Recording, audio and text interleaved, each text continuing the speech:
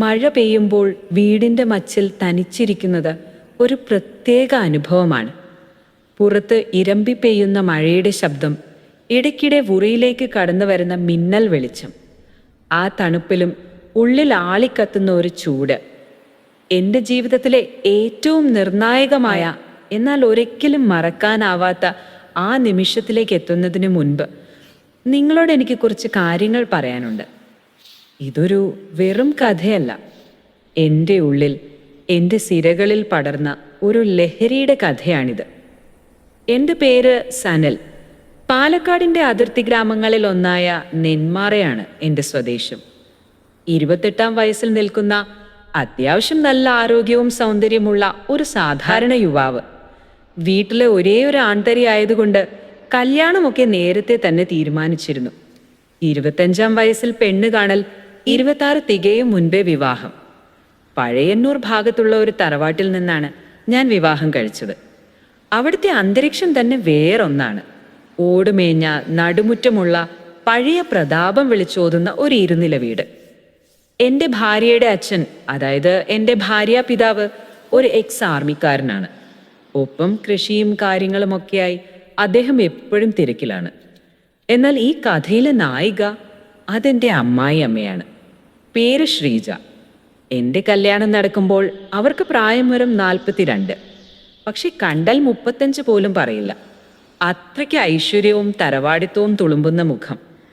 യൂട്യൂബിലൊക്കെ നമ്മൾ കാണുന്ന പഴയ നടിമാരുടെ ഒരു ഛായ ഉണ്ട് അവർക്ക്. പ്രത്യേകിച്ച് ആ പഴയ സിനിമകളിലെ ഖുഷ്ബുവിനെയൊക്കെ ഓർമ്മിപ്പിക്കുന്ന സൗന്ദര്യം. അധികം പൊക്കമില്ല, ഒരു 5 അടി 2 ഇഞ്ച് കാണും. പക്ഷെ നല്ല ഗോതമ്പ് നിറം, ഇടതൂർന്ന കാൽമുട്ട് വരെ നീളമുള്ള എണ്ണമയം തുളുമ്പുന്ന മുടി, വട്ടമുഖം. നെറ്റിയിൽ എപ്പോഴും ഒരു ചന്ദനക്കുറയും കുങ്കുമപ്പൊട്ടും ഉണ്ടാവും. ആ കണ്ണുകളിൽ നോക്കിയാൽ ആരും ഒന്ന് ബഹുമാനിച്ചു പോകും. അത്രയ്ക്കൊരു ഗാംഭീര്യമുണ്ട് ആ നോട്ടത്തിന്. വിവാഹം കഴിഞ്ഞ ആദ്യത്തെ 2 വർഷം സ്വന്തം അമ്മയെ പോലെ തന്നെയായിരുന്നു എനിക്ക് അവരും. വലിയ ബഹുമാനം. അവർ വീട്ടിൽ നിൽക്കുമ്പോൾ എപ്പോഴും സെറ്റുമുണ്ടായിരിക്കും വേഷം. ആ വേഷത്തിൽ അവരെ കാണുമ്പോൾ തന്നെ ഒരു ദേവി രൂപം പോലെ തോന്നും. പെരുമാറ്റത്തിലായാലും സംസാരത്തിലായാലും അത്രയ്ക്ക് ക്ലാസ് ആയിരുന്നു അവർ. അതുകൊണ്ട് തന്നെ മനസ്സിൽ വേറൊരു ചിന്തയും അക്കാലത്തൊന്നും വന്നിട്ടില്ലായിരുന്നു. ഞാനും ഭാര്യയും വളരെ സന്തോഷത്തോടെ ജീവിച്ചു. വൈകാതെ ഞങ്ങൾക്കൊരു കുഞ്ഞുണ്ടായി. പക്ഷെ കാര്യങ്ങൾ മാറാൻ തുടങ്ങിയത് പിന്നീടാണ്. കുഞ്ഞായതോടെ ഭാര്യയുടെ ശ്രദ്ധ മുഴുവൻ കുട്ടിയിലായി. ഇടയ്ക്ക് അവർ സ്വന്തം വീട്ടിൽ പോയി നിൽക്കും, ഞാനും അങ്ങോട്ട് പോകും. അവിടെ ചെല്ലുമ്പോൾ കുഞ്ഞിനെ കുളിപ്പിക്കാനും എടുത്തു നടക്കാനുമൊക്കെ അമ്മായിയമ്മയാണ് മുന്നിൽ നിൽക്കുക. ആ സമയങ്ങളിലാണ് ഞാൻ അവരെ കൂടുതൽ ശ്രദ്ധിക്കാൻ തുടങ്ങിയത്. അതുവരെ ബഹുമാനത്തോടെ മാത്രം കണ്ടിരുന്ന ആ രൂപത്തിൽ ഒളിഞ്ഞിരിക്കുന്ന വശ്യമായ സൗന്ദര്യം എൻ്റെ കണ്ണുകളിൽ പതിഞ്ഞു തുടങ്ങി.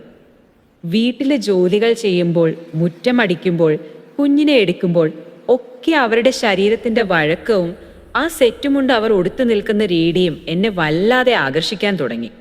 അവർ കുനിയുമ്പോഴും നിവരുമ്പോഴും ആ ജാക്കറ്റിനുള്ളിൽ ഒളിപ്പിച്ചു വെച്ച യൗവനം പുറത്തേക്ക് തള്ളുന്നത് പോലെ തോന്നും. മുടി ഉച്ചയിൽ കെട്ടിവെച്ച് കഴുത്തിന് പിന്നിലെ വിയർപ്പ് മണികൾ തിളങ്ങി നിൽക്കുന്നത് കാണുമ്പോൾ അറിയാതെ എൻ്റെ നോട്ടം അവിടെ തങ്ങി നിൽക്കും. അതൊരു കാമം മാത്രമായിരുന്നില്ല, മറിച്ചൊരു തരം ആരാധനയായിരുന്നു. ഒരു ശില്പം പോലെ മനോഹരമായ അവരുടെ രൂപത്തോടുള്ള ആരാധന. അവരുടെ ആ നടത്തം, സെറ്റുമുണ്ടൊടുത്ത് കയ്യിൽ കുലുങ്ങുന്ന വളകളും കാലിലെ പാദസരത്തിന്റെ കിലുക്കവുമായി അവർ നടന്നു നീങ്ങുമ്പോൾ ഒരു രാജകന്യകയെ പോലെ തോന്നും. ആ പാദസരത്തിന്റെ ശബ്ദം കേൾക്കുമ്പോൾ തന്നെ എൻ്റെ ഹൃദയമിടിപ്പ് കൂടും. സനലേ എന്ന് നീട്ടി വിളിക്കുമ്പോൾ ആ ശബ്ദത്തിലെ മധുരം എൻ്റെ ഉള്ളിൽ എവിടെയോ ചെന്ന് തൊടും. അതവർക്കറിയില്ലായിരുന്നു. ഞാനത് പുറത്ത് കാണിച്ചതുമില്ല. എന്നാൽ എൻ്റെ മനസ്സ് മെല്ലെ മെല്ലെ ആ നിയന്ത്രണ രേഖകൾ ലംഘിക്കാൻ തുടങ്ങി. വെറുതെ ഇരിക്കുമ്പോൾ ഞാൻ അവരെ തന്നെ നോക്കിയിരുന്നു. അവർ സംസാരിക്കുമ്പോൾ ആ ചുണ്ടുകളുടെ ചലനവും ചിരിക്കുമ്പോൾ കവിളിൽ വിരിയുന്ന നുണക്കുഴിയും ഞാൻ ശ്രദ്ധിച്ചു. അവർ അഴയിൽ തുണി വിരിക്കാൻ പോകുമ്പോൾ കാറ്റത്ത് പാറിപ്പറക്കുന്ന സാരിത്തുമ്പും അപ്പോൾ തെളിയുന്ന വെണ്ണക്കൽ ശില്പം പോലത്തെ വയറും എൻ്റെ ഉറക്കം കലയാൻ തുടങ്ങി. അങ്ങനെ ഇരിക്കെയാണ് എനിക്ക് വർക്ക് ഫ്രം ഹോം കിട്ടുന്നത്. 2 ആഴ്ചത്തേക്ക് വീട്ടിൽ പോയി നിൽക്കാൻ പ്ലാൻ ചെയ്തു. അവിടെ ചെന്നാൽ അമ്മായിയമ്മയെ എപ്പോഴും കാണാമല്ലോ എന്നതായിരുന്നു എൻ്റെ ഉള്ളിലെ പ്രധാന സന്തോഷം. അവിടെ ചെന്ന് 2 ദിവസം കഴിഞ്ഞപ്പോൾ എനിക്ക് പ്രതീക്ഷിക്കാത്ത ഒരു അവസരം വന്നു ചേർന്നു. അമ്മയ്ക്ക് പല്ലിന് ചെറിയൊരു പ്രശ്നം. ടൗണിലെ ഡെന്റിസ്റ്റിനെ കാണണം. അമ്മായപ്പൻ തിരക്കിലായതുകൊണ്ട് സനലേട്ടൻ ഒന്ന് അമ്മയെ കൊണ്ടുപോകുമോ എന്ന് ഭാര്യ ചോദിച്ചു. ഞാൻ കാത്തിരുന്നതും അതിനായിരുന്നു. കാറിലല്ല, സ്കൂട്ടറിൽ പോകാമെന്ന് ഞാൻ പറഞ്ഞു. കാരണം ആ യാത്രയിൽ കിട്ടുന്ന ആ സാമീപ്യം അതെനിക്ക് അനുഭവിക്കണമായിരുന്നു. ആദ്യത്തെ ദിവസം അമ്മ ഒരുങ്ങി വന്നു. ക്രീം കളറിലുള്ള കസവ് കരയുള്ളൊരു സെറ്റുമുണ്ട്, അതിന് ചേരുന്നൊരു മറൂൺ ബ്ലൗസ്, മുടി നന്നായി മെടഞ്ഞിട്ടിരിക്കുന്നു. കൂടെ ആ പഴയ തറവാടി ഗന്ധം, മുല്ലപ്പൂവിൻ്റെയും ചന്ദനത്തിൻ്റെയും സമ്മിശ്രമായ ഒരു സുഗന്ധം. സ്കൂട്ടറിൻ്റെ പിന്നിൽ അവർ കയറിയിരുന്നു. വണ്ടി മുന്നോട്ടെടുത്തപ്പോൾ അവരെൻ്റെ തോളിൽ മെല്ലെ പിടിച്ചു. ആ സ്പർശനം അതിൻ്റെ ശരീരത്തിലൂടെ ഒരു വൈദ്യുത പ്രവാഹം പോലെ കടന്നുപോയി. വണ്ടി ഓടിക്കുമ്പോൾ, ഇടയ്ക്ക് ബ്രേക്ക് പിടിക്കുമ്പോൾ അവരുടെ ശരീരം എൻ്റെ മുതുകിൽ അമരുന്നുണ്ടായിരുന്നു. ആ സമയത്തൊക്കെ എൻ്റെ ഉള്ളിൽ 1000 പൂക്കൾ വിരിയുന്ന സുഖമായിരുന്നു. ഞാൻ കണ്ണാടിയിലൂടെ അവരെ നോക്കി. കാറ്റത്ത് അവരുടെ മുടിയഴകൾ പാറി പറക്കുന്നു. ഇടയ്ക്കിടെ അവരത് ഒതുക്കി വയ്ക്കുന്നു. ആ കണ്ണുകളിൽ കണ്ട തിളക്കം അതെന്നെ വല്ലാതെ മോഹിപ്പിച്ചു. ഡോക്ടറെ കണ്ട് മടങ്ങുന്ന വഴി ഞാൻ ചോദിച്ചു, അമ്മയ്ക്ക് എന്തെങ്കിലും കഴിക്കണോ? നമുക്ക് ആ ബേക്കറിയിൽ കയറിയാലോ? ആദ്യമൊന്നും മടിച്ചെങ്കിലും പിന്നീട് അവർ സമ്മതിച്ചു.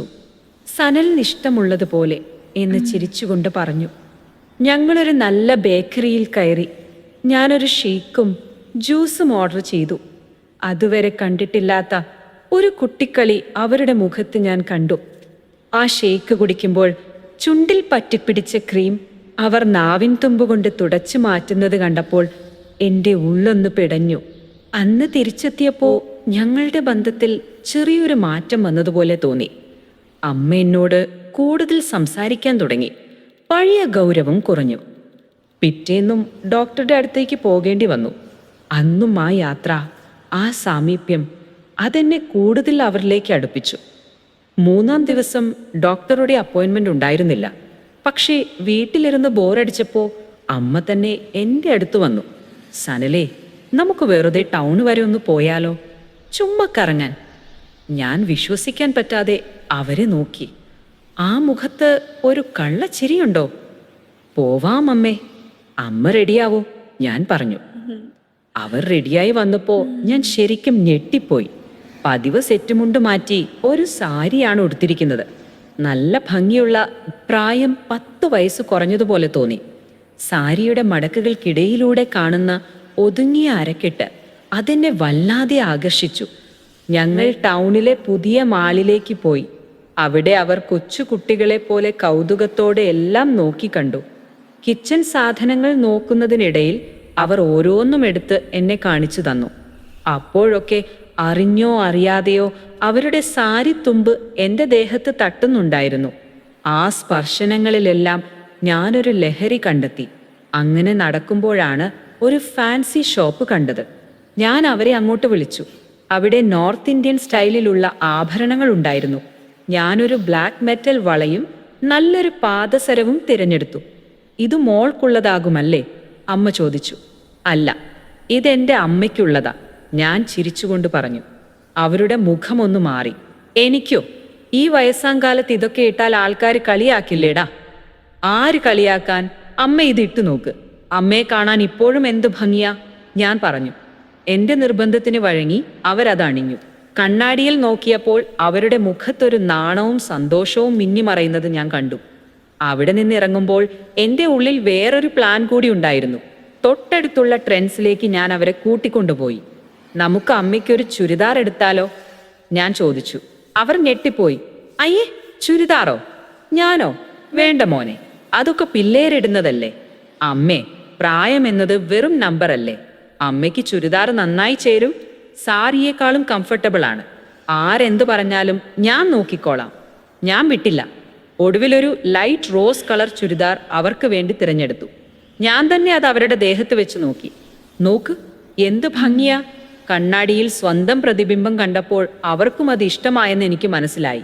ആ കണ്ണുകളിൽ കണ്ട തിളക്കം അത് അംഗീകാരത്തിൻ്റെതായിരുന്നു. ഞങ്ങളത് വാങ്ങി പുറത്തിറങ്ങി. തിരിച്ചു പോരുന്ന വഴി സ്കൂട്ടറിൻ്റെ പിന്നിലിരുന്ന് അവരെന്നോട് ചേർന്നിരുന്നു. അവരുടെ കൈകൾ എൻ്റെ വയറിൽ ചുറ്റിപ്പിടിച്ചിരുന്നു. ആ യാത്രയിൽ ഞങ്ങൾ തമ്മിലുള്ള അകലം തീരെ ഇല്ലാതായി എന്നെനിക്ക് തോന്നി. വണ്ടി ഓടിക്കുമ്പോഴും എൻ്റെ മനസ്സ് മുഴുവൻ പിന്നിലിരിക്കുന്ന ആ സുന്ദരിയായ സ്ത്രീയിലായിരുന്നു. കാറ്റത്ത് അവരുടെ മാറിൽ കിടക്കുന്ന സാരി അല്പം മാറുന്നതും എൻ്റെ മുതുകിൽ അവരുടെ മൃദുലമായ സ്പർശനം അനുഭവപ്പെടുന്നതും എന്നെ ഭ്രാന്ത് പിടിപ്പിച്ചു. തിരിച്ചു വരുന്ന വഴി സ്ഥിരം കയറാറുള്ള ആ ചെറിയ കടയിൽ കയറി ബജി കഴിച്ചു. അവിടെ വെച്ച് കാറ്റത്ത് അവരുടെ സാരി മാറിയപ്പോൾ ഞാൻ കണ്ടു ആ ഗോതമ്പു നിറമുള്ള വയറിൻ്റെ ഭംഗി, ഒതുങ്ങിയ വടിവൊത്ത ശരീരം. അവർ പെട്ടെന്ന് സാരി പിടിച്ചിട്ടു എന്നെ നോക്കിയൊന്ന് ചിരിച്ചു. ആ ചിരിയിൽ നീ എല്ലാം കാണുന്നുണ്ട് എന്നെനിക്ക് അറിയാം എന്നൊരു ഭാവമുണ്ടായിരുന്നു. അന്ന് വൈകുന്നേരം വീട്ടിലെത്തിയപ്പോൾ അമ്മ ചുരിദാറിട്ട് കാണിച്ചു. മകൾക്ക് അത്ഭുതമായിരുന്നു. അമ്മേ, ഇത് കലക്കി, അവൾ പറഞ്ഞു. അമ്മയുടെ മുഖത്ത് നാണം കലർന്നൊരു അഭിമാനം. ആ ചുരിദാറിൽ അവർ നിൽക്കുന്നത് കണ്ടപ്പോൾ എൻ്റെ നിയന്ത്രണം വിട്ടുപോകുമെന്ന് തോന്നി. ശരീരം മുഴുവൻ മൂടി നിൽക്കുന്ന വസ്ത്രമാണെങ്കിലും അത് അവരുടെ വടിവുകളെ കൂടുതൽ മനോഹരമായി എടുത്തു കാണിച്ചു. മുലകളുടെ ആകൃതിയും അരക്കെട്ടിൻ്റെ ഒതുക്കവും പിൻഭാഗത്തെ ഭംഗിയും എല്ലാം ആ വസ്ത്രത്തിൽ തെളിഞ്ഞു നിന്നു. അന്ന് രാത്രി എനിക്ക് ഉറക്കം വന്നില്ല. മനസ്സു നിറയെ ആ രൂപമായിരുന്നു. ചുരിദാറിട്ട, പാദസരമണിഞ്ഞ, മുടിയഴിച്ചിട്ട ആ മധ്യവയസ്കയായ സുന്ദരി. ദിവസങ്ങൾ കടന്നുപോയി. എൻ്റെ ലീവ് കഴിയാറായി. ഞങ്ങൾക്ക് തിരിച്ചു പോകേണ്ട ദിവസത്തിന് തൊട്ടു മുൻപത്തെ വൈകുന്നേരം. പുറത്ത് നല്ല മഴ. ഉച്ച മുതൽ തുടങ്ങിയതാണ്. സന്ധ്യയായിട്ടും തോർന്നിട്ടില്ല. അന്തരീക്ഷമാകെ കണുത്തുറഞ്ഞിരിക്കുന്നു. സനലേട്ടാ, അമ്മ മുകളിലുണ്ട്. ചേട്ടനെ അന്വേഷിക്കുന്നുണ്ടായിരുന്നു. ആ മച്ചിൻ്റെ അവിടെ എവിടെയോ ചോർച്ചയുണ്ടെന്ന് ഭാര്യ വന്നു പറഞ്ഞു. എൻ്റെ ഹൃദയം ഒന്ന് പടപടാ ഇടിച്ചു. മച്ചിൽ, തനിച്ച്. ഞാൻ കോണിപ്പടികൾ കയറി മുകളിലെത്തി. പഴയ വീടായതുകൊണ്ട് മുകളിലത്തെ നിലയ്ക്ക് മുകളിലായി ഓടിന് താഴെയായി ഒരു തട്ടിൻപുറമുണ്ട്. അവിടെയാണ് ചോർച്ച. അവിടേക്ക് കയറാൻ മരത്തിൻ്റെ ഗോവണിയുണ്ട്.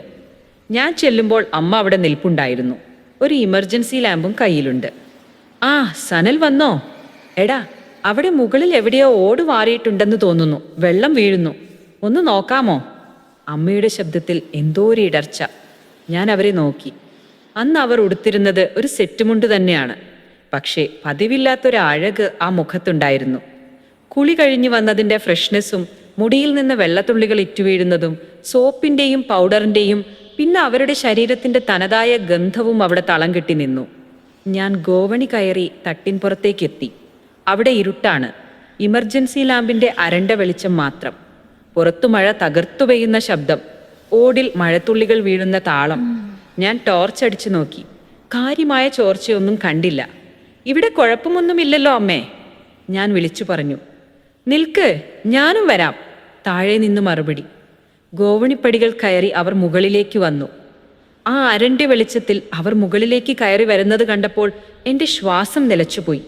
സെറ്റുമുണ്ട് അല്പം ഉയർത്തിപ്പിടിച്ച് വെളുത്ത കാലുകൾ കാണിച്ചുകൊണ്ട് അവർ കയറി വന്നു. മുകളിലെത്തിയപ്പോൾ അവർ കിതയ്ക്കുന്നുണ്ടായിരുന്നു.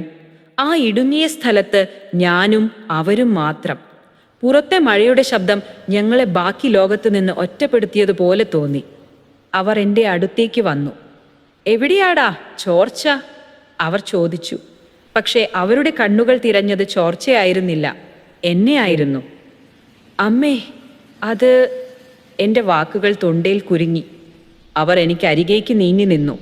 ഇപ്പോൾ ഞങ്ങൾ തമ്മിൽ ഒരടി ദൂരം പോലുമില്ല. അവരുടെ ശരീരത്തിൽ നിന്നുള്ള ചൂട് എനിക്ക് അനുഭവപ്പെടുന്നുണ്ടായിരുന്നു. നാളെ നിങ്ങൾ പോവുകയല്ലേ? അവർ മെല്ലെ പറഞ്ഞു. ആ ശബ്ദം ഒരു മന്ത്രിച്ചു പോലെ ആയിരുന്നു. അതെ. ഇനി എപ്പോഴാ വരിക? അറിയില്ല, ലീവ് കിട്ടുമ്പോൾ. അവരെന്നെ ഒറ്റുനോക്കി. ആ നോട്ടത്തിന് 1000 അർത്ഥങ്ങളുണ്ടായിരുന്നു. കഴിഞ്ഞ കുറച്ച് ദിവസങ്ങളായി ഞങ്ങൾക്കിടയിൽ വളർന്നു വന്ന ആ അടുപ്പം, ആ കെമിസ്ട്രി, അതൊരു പൊട്ടിത്തെറിയിലേക്ക് എത്താൻ പോവുകയാണെന്ന് എനിക്ക് തോന്നി. അവർ പെട്ടെന്ന് മുടിയിലെ കെട്ടഴിച്ചു. നനഞ്ഞ മുടി അവരുടെ തോളിലൂടെ മുന്നിലേക്ക് വീണു. അവർ അതൊരു കൈകൊണ്ട് ഒതുക്കി തല അല്പം ചരിച്ചു. സനലിന് അമ്മയെ ഇഷ്ടാണോ? ആ ചോദ്യം അതെൻ്റെ പ്രതീക്ഷകൾക്കും അപ്പുറമായിരുന്നു. ഞാൻ അവരുടെ കണ്ണുകളിലേക്ക് നോക്കി. അവിടെ ഭയമില്ലായിരുന്നു, നാണമില്ലായിരുന്നു, പകരം ഒരു സ്ത്രീയുടെ, സ്നേഹിക്കപ്പെടാൻ കൊതിക്കുന്നൊരു സ്ത്രീയുടെ തീക്ഷ്ണമായ ആഗ്രഹമായിരുന്നു അവിടെ കണ്ടത്.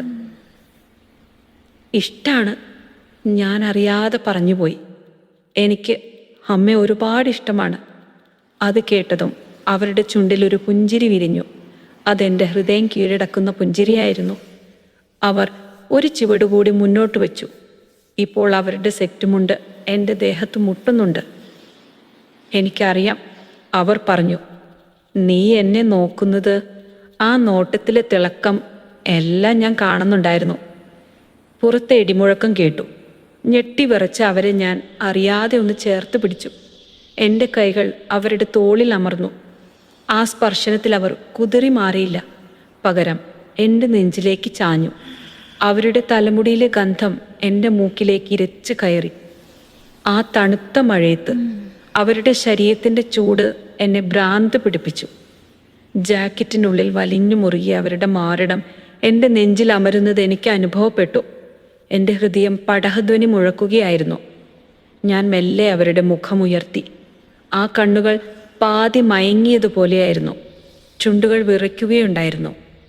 എമർജൻസി ലാമ്പിൻ്റെ മഞ്ഞ വെളിച്ചത്തിൽ അവരുടെ മുഖം സ്വർണ്ണ നിറത്തിൽ തിളങ്ങി. നെറ്റിയിലെ ചന്ദനക്കുറി മാഞ്ഞു തുടങ്ങിയിരുന്നു. സലലേ, അവർ വിറയ്ക്കുന്ന ശബ്ദത്തിൽ വിളിച്ചു. അമ്മേ. എൻ്റെ വിരലുകൾ അവരുടെ കവിളിലൂടെ ഒഴുകിയിറങ്ങി. പഞ്ഞുപോലെ മൃദുവായ കവിളുകൾ, കഴുത്തിലെ ഞരമ്പുകൾ പിടയ്ക്കുന്നത് എനിക്ക് കാണാമായിരുന്നു. അവർ എൻ്റെ കണ്ണുകളിൽ തന്നെ നോക്കി നിന്നു. ആ നോട്ടത്തിൽ ഒരു അനുവാദമുണ്ടായിരുന്നു. വർഷങ്ങളായി തളച്ചിടപ്പെട്ട മോഹങ്ങളുടെ, ആരും അറിയാതെ സൂക്ഷിച്ച ആഗ്രഹങ്ങളുടെ തുറന്നു പറച്ചിലായിരുന്നു ആ നോട്ടം. ഞാൻ തല കുനിച്ചു. അവരുടെ മുഖത്തേക്കടുത്തു. അവരുടെ ശ്വാസം എൻ്റെ മുഖത്ത് തട്ടി. മാതള നാരങ്ങയുടെ ഗന്ധമുള്ള ശ്വാസം. ഞങ്ങളുടെ ചുണ്ടുകൾ തമ്മിൽ മില്ലിമീറ്ററുകളുടെ വ്യത്യാസം മാത്രം. ലോകം മുഴുവൻ നിശ്ചലമായതുപോലെ. പുറത്ത് മഴയുടെ ശബ്ദം മാത്രം. ഉള്ളിൽ 2 ഹൃദയങ്ങളുടെ മിടിപ്പും. ഇനി ഒരു നിമിഷം കൂടി കഴിഞ്ഞാൽ എല്ലാ അതിരുകളും മാഞ്ഞുപോകും. അമ്മയും മരുമകനും എന്ന ബന്ധം ഉരുകിപ്പോകും. അവിടെ ഒരു പുരുഷനും സ്ത്രീയും മാത്രമേ ഉണ്ടാകൂ. ഞാൻ കണ്ണുകൾ അടച്ചു. എൻ്റെ ചുണ്ടുകൾ അവരുടെ ചുണ്ടുകളെ തൊട്ടില്ല എന്ന അവസ്ഥയിൽ ആ നിമിഷത്തിൻ്റെ അനന്തമായ ആഴത്തിലേക്ക് ഞാൻ വീണുപോയി.